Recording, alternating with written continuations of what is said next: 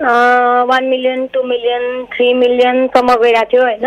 हजुर। अनि राम्रै रेस्पोन्स आइरहेको थियो। अनि बिचमा चाहिँ 81 अब मैले नसोचेको सोचे भन्दा पनि बेसी हिट भइदियो क्या के माया लाग्छ र 15 मिलियन क्रस गरेको छ त्यो गीतले चाहिँ। त्यो गीतले चाहिँ मलाई धेरै मेकरहरूमा चिनायो अनि त्यसरी मैले धेरै काम पाएँ क्या। ए भनेपछि तपाईँ क्रेडिट चाहिँ के माया लाग्छलाई दिनुहुन्छ आफू एउटा भाइरल हुनुमा, धेरै दर्शक श्रोतालाई चिनाउनुमा? अब भाइरल त म सुरुमा मेरो कभर सङ चाहिँ भाइरल भएको होइन। हजुर। त्यो पछाडि चाहिँ अब भाइरल भन्दा पनि मेरो गीतहरू चल्या हो। त्यो पछाडि चाहिँ सुरुमा चाहिँ मेरो कभर सङ चाहिँ भाइरल भएको थियो किनभने त्यो विदाउट आर्टिस्ट होइन, विदाउट भिडियो ट्रेनिङ नम्बर 1 मा पुगेको थियो होइन। त्यो चाहिँ एकदमै सेयर भएको थियो जताततै बज्ने होइन। अनि सबैभन्दा सुरुमा मेरो स्टार्टिङ चाहिँ इन्स्टाको फोटोको रिप्लाई थियो। अनि त्यो पछाडि चाहिँ के अरे तिम्रो मायाले बाँधेर राख भन्ने गीत थियो। त्यो गीतदेखि चाहिँ मेरो राम्रो हुँदै गएको हो क्या। ओके। अहिले अफिसियलमा चाहिँ के माया लाग्छ र हो सबै गीतहरूबाट चाहिँ सपोर्ट मिल्दै मिल्दै मिल्दै मिल्दै अहिले यहाँसम्म आएको हो। ओके, यहाँ चाहिँ एउटा हुन्छ नि विशेष क्रेडिट चाहिँ कुन गीतलाई दिनुहुन्छ? कभर सङको गीतलाई दिनुहुन्छ या अफिसियल सङलाई दिनुहुन्छ आफू यति धेरै दर्शकहरूमा चिनिनुमा? म त विशेष क्रेडिट त दर्शकलाई दिन्छु होइन, जुन चाहिँ मेरो कभर मन पराउनु भयो।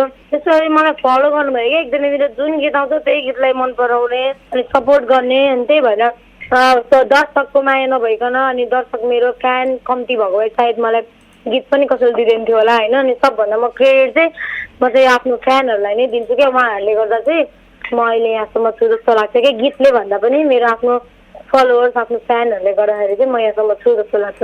सो हामीले थाहा पाएसम्म यहाँ पहिला पढाउनु पनि हुन्थ्यो, शिक्षिका पनि हुनुहुन्थ्यो अरे होइन? हजुर हजुर। सो अनि शिक्षिकाबाट गायिकामा कसरी यहाँको अलिकति भनौँ न त्यो ब्याकग्राउन्ड यहाँको रुचि कसरी बढेको थियो गीत सङ्गीतमा? खासमा चाहिँ म शिक्षिका चाहिँ गायिका हुनको लागि नै भएको हो होइन। मलाई पैसा चाहिएको थियो नि त म्युजिक सिक्नको लागि। अनि अब आफ्नो अब के चाहिन्छ होइन, इन्स्ट्रुमेन्टहरू आफूलाई त्यो गर्नको लागि अनि कभर सँगै बनाउनको लागि पनि त पैसा चाहिन्छ सुरुमा त होइन। हजुर हजुर। अनि पैसाको लागि चाहिँ मैले स्कुल पढाएको। खासमा मलाई चाहिँ पछि भइहालेन भने पछि खेर गयो भने अब आफ्नो ड्याडी मम्मीको पैसाहरू पनि वेस्ट हुन्छ नि त। त्यही भएर आफूले नै दुःख गरेर आफूले कमाएको पैसा त बरु जे भए पनि केही हुँदैन भनेर चाहिँ मैले स्कुल पढाउनु थालेको थिएँ। अनि स्कुल पढाएर अनि त्यही पैसाले कभरहरू गर्थेँ।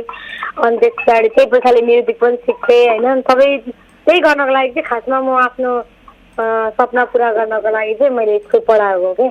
अनि त्यस पछाडि भयो पनि अनि त्यसपछि मैले स्कुल छोडेँ। मैले 2.5 वर्ष पढाएँ। त्यसरी नै हो।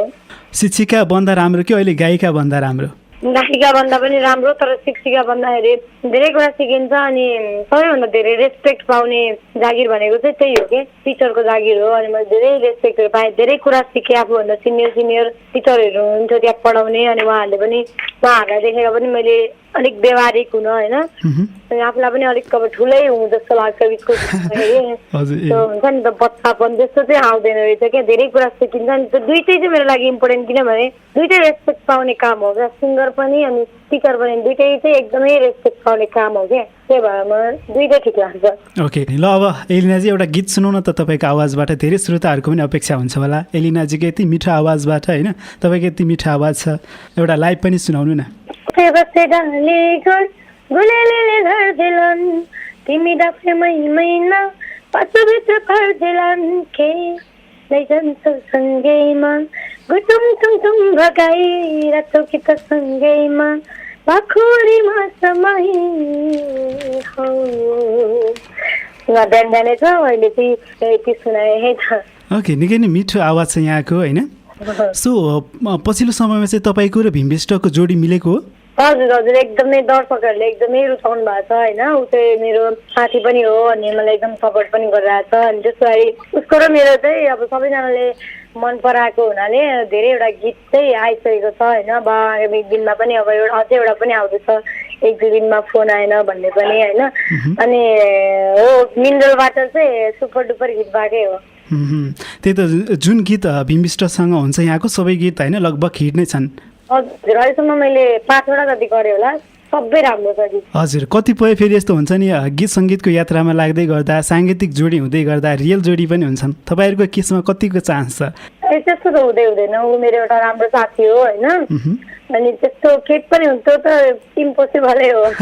त्यही त राम्रो साथीबाटै जीवन साथी हुन्छ भन्छन् नि। त्यस्तो हुँदैन होला। ओके, तिम्रो मायाले बाँधेर राखेको कुरा गरौँ। यहाँ अलिकति विवादमा पनि पर्नु भएको थियो, खास के भएको थियो त्यो? खासमा त त्यो मेरो गीत होइन होइन, अहिले पनि भन्छु त्यो मेरो गीत होइन, किनभने युट्युबमा पनि छैन होइन। कस्तो हो भने तर मलाई त्यो मेरो गीत नभए पनि त्यो युट्युबबाट हट्यो पनि त्यो गीतले त मलाई एउटा ठाउँ दिएको भएर चाहिँ एकदम माया लाग्छ क्या मलाई त्यो गीतको। अनि मलाई अहिले पनि मलाई धेरै मान्छेले तिम्रो माया बाँधेर राख भन्ने बित्तिकै धेरैलाई मेरो गीतै युट्युबमा नभए पनि सुरुमा आउने अनुहार भन्ने चाहिँ मेरो हुन्छ क्या। धेरैजनाको चाहिँ तिमीले गएको थियो होइन त त्यो गीत भन्नुहुन्छ। अनि त्यो गीतले पनि मलाई धेरै अगाडि बढ्ने मिल्यो भनौँ न। जब मान्छे के भन्नु हिँड्ने मान्छे लड्छ भने चाहिँ एकपल्ट त्यस्तै भएको थियो होइन। तर त्यहाँबाट पनि सिकिन्छ कि अब मैले अफिसियल गरेर देखाउँछु, मैले अफिसियल गर्न पनि सक्छु भन्ने हिम्मत मिल्यो क्या। मैले त्यहाँबाट नराम्रो भन्दा पनि राम्रो पोजिटिभ वेमा हेरेर म अब गरेर देखाउँछु भन्ने खालको हुन्छ नि एउटा मनमा जुन इक हुन्छ नि। त्यसरी आउँदै गरेको नयाँ सिङ्गरको त्यस्तो धेरै भ्युज भएको गीत युट्युबबाट डिलिट हुँदाखेरि धेरै मन दुखेको थियो। तर मैले निराश चाहिँ एक दिन मात्र भएछ, त्यो रातभरि चाहिँ म सुतिनँ होइन। तर मैले रातभरि मैले प्लानिङ गरेको म के गर्छु अब फ्युचरमा भनेर।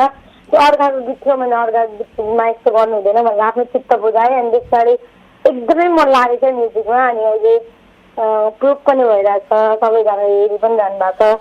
एउटा कभर सिङ्गर पनि एउटा राम्रो सिङ्गर हुन सक्छ भनेर चाहिँ राम्रो भइरहेको छ क्या अहिले। हजुर, त्यो एउटा उदाहरणीय व्यक्ति भन्नुभएको छ।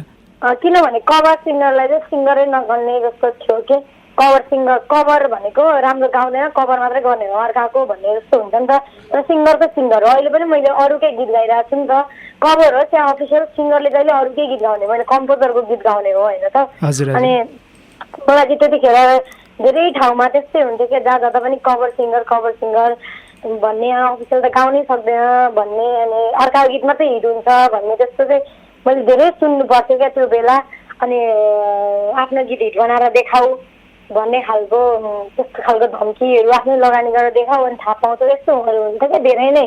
अनि मैले तपाईँ इग्नोर गरेँ त्यो कुरालाई मैले धेरै लिइनँ। तर मैले गर्नुपर्छ किनभने त्यो तिम्रो मायाले बाँधेर राखेको गीत राम्रो भएर मात्र पनि हिट भएको होइन क्या। त्यो सबै चिज मिलेर हो। एक त मेरो सबैजनाले मेरो एक्स्ट्रा आवाज छ भनेर मन पराइदिनु भएको थियो इन्स्टाको फोटोमै होइन। त्यहीबाट मलाई धेरैजनाले फलो गरिरहनु भएको थियो। अनि त्यस पछाडि तिम्रो मायाले बाँधेर राख त्यहाँबाट पनि सपोर्ट मिलेको गीत हो नि त। अनि एक त गीत पनि राम्रो थियो अनि अलिकति फरक सुन्यो मेरो आवाजमा, त्यही भएर चाहिँ धेरै नै मन पराउनु भएको थियो। अनि पछि मैले त्यो गीत डिलिट भएपछि म अफिसियलतिर एकदमै जोड गरेँ क्या। त्यो पछाडि मैले एउटा सागर गोरु भन्ने कभर गरेँ, त्यहाँदेखि गरिनँ क्या मैले कभर। ओके, सो यति बेला चाहिँ अलिकति सुनाउन छ। तिम्रो मायाले बाँधेर राख मेरो सिरानी हो तिम्रो काख जान नदेऊ मलाई अब टाढा माया यो हो अझै खडा